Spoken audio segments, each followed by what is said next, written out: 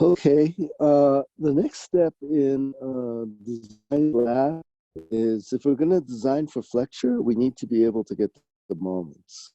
And I've sketched out a moment diagram here for a slab. It's highly indeterminate.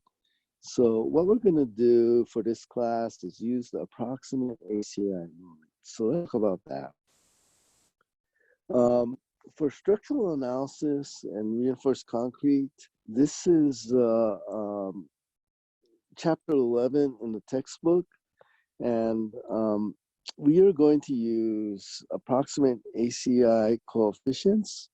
And if you want to use a structural analysis program to do your moment diagrams, to get your moment diagrams, in our university, these courses that talk about structural analysis are 3200 and 4200.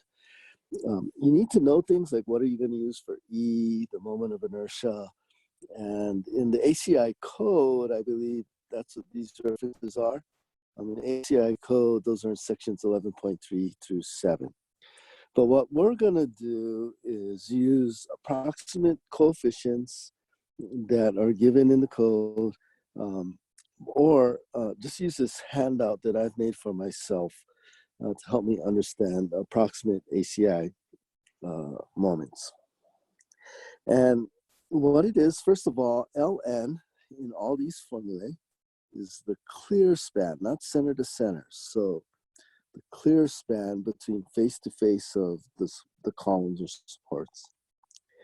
And you see here positive and negative moments. It depends if it's 2 span or more than 2 spans. And of interest to us, there is a set of moments to use for slab design. I forgot to put on here, only if Ln is less than or equal to 10 feet.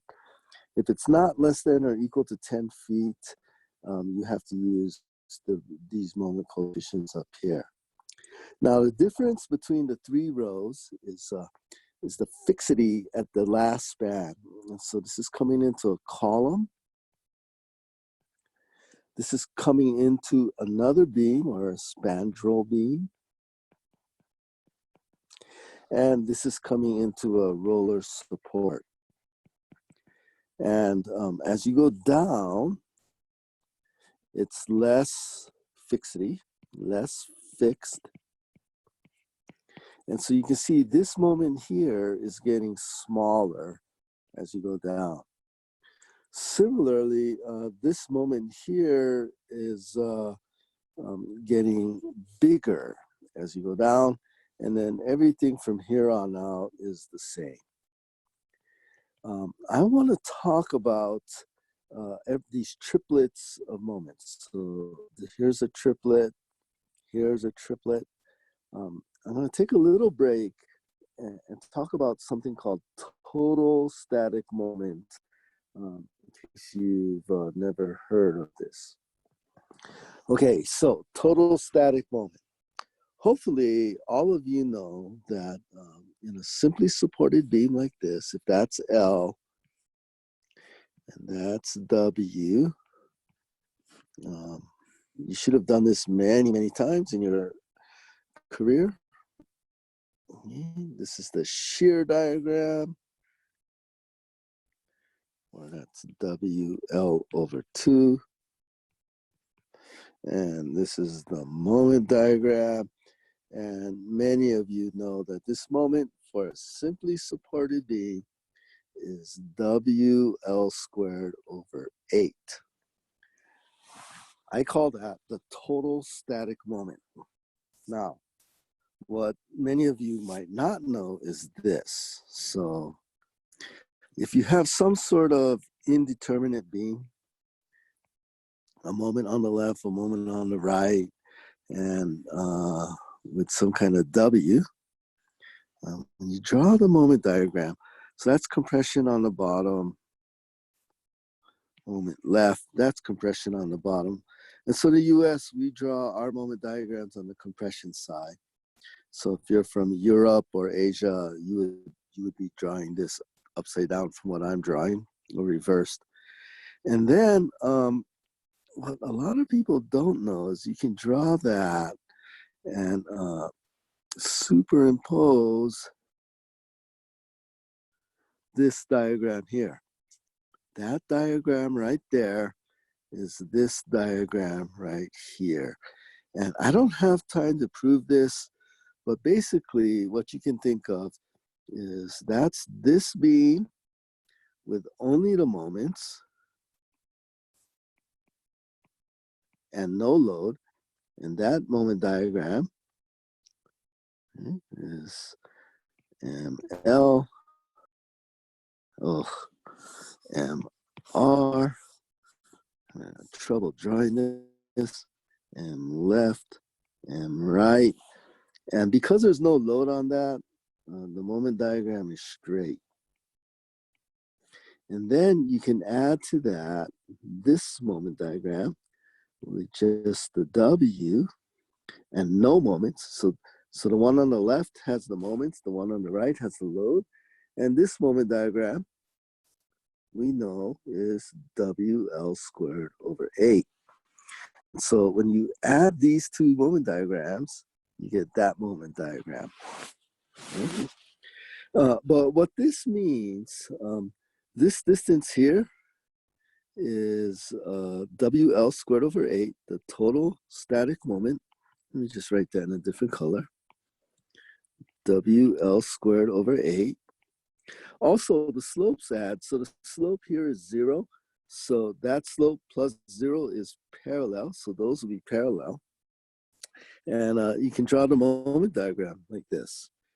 But what I want to talk about is that what happens as you change the left and right moment, given that this moment here is always the total static moment of WL squared over 8.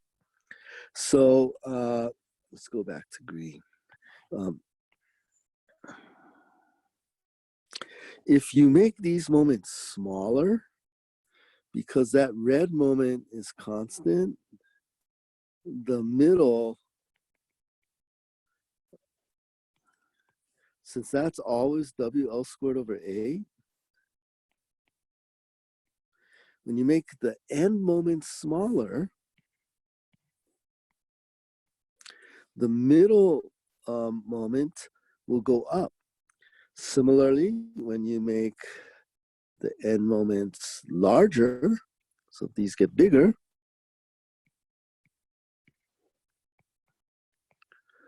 because that red moment is constant, this WL squared over 8 is constant, the middle moment gets smaller. You only have this WL squared over 8 to play with, and all you're really doing is distributing it between the ends and the middle. So understanding that, you can see that as this end moment gets smaller, the middle moment has to be getting bigger. Now, if you're observant, you'll see that if you plot this, it doesn't add up. Like 0, WL squared over 10. So that makes this WL squared over 5. And if that's WL squared over 11, if you do the math, that does not equal the total static moment that I told you about. So what's going on? I just told you that had to be WL squared over 8, but it's not. Well, the reason for that is these triplets of moments aren't from the same moment diagram. They're coming from two different moment diagrams. I don't have time to explain how you can load a building to get different maximum positive moment or maximum negative moment. But what's going on? So let's take, for example, let's do the 16, 10, and 14. Let's do this one. Okay. So when you load the building to maximize the negative moments, you'll get something like this.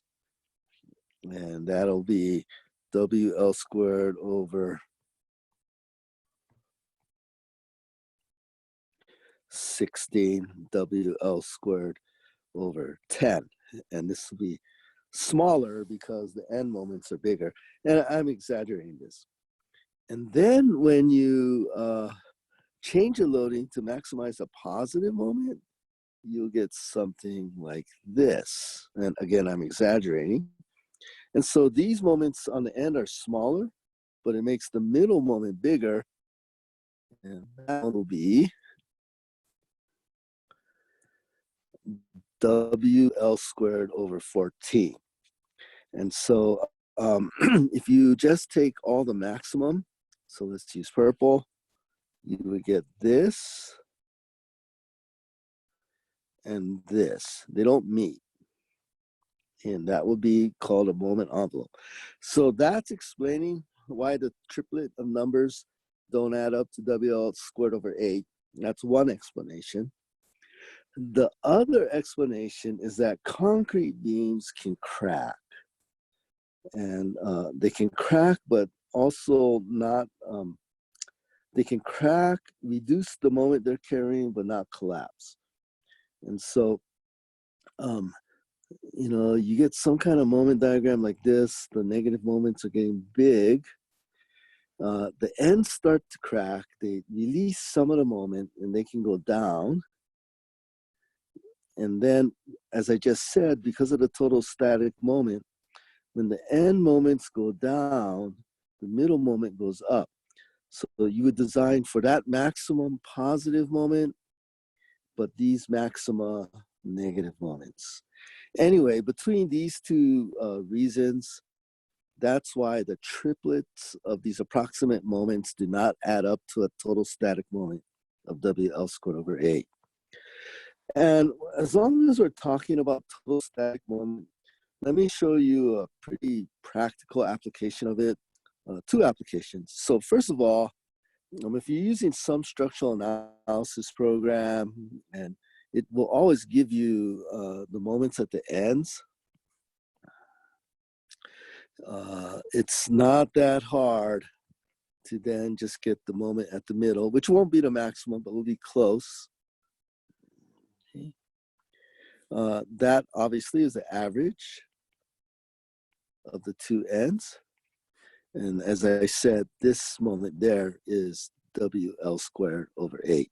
And so you can get the moment in the middle. Here's another practical application of that, especially if you're like a junior and taking a first structural analysis course. It's something like this, let's say 2 kips per foot, I don't know, 10 feet, 5 feet. You want to get the, you know what, let's say 8 feet and 4 feet. Okay, so you want to get the moment diagram. And so I'm going to cheat using what we know. We know the moment there's 0, we know the moment there's 0.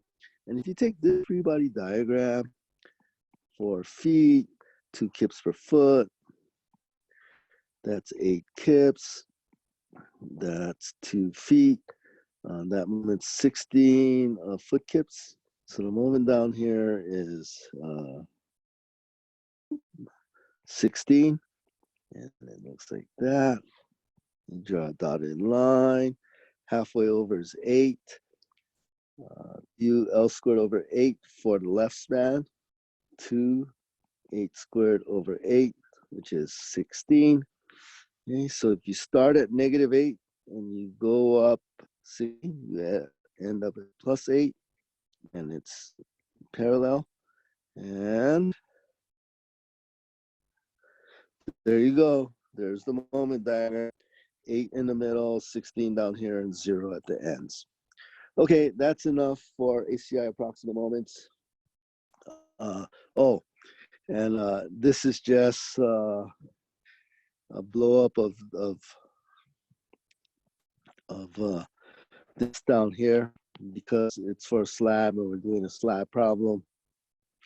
And so those are the approximate moments only if the span is less than 10 feet. Okay, so that is the end of ACI approximate moments.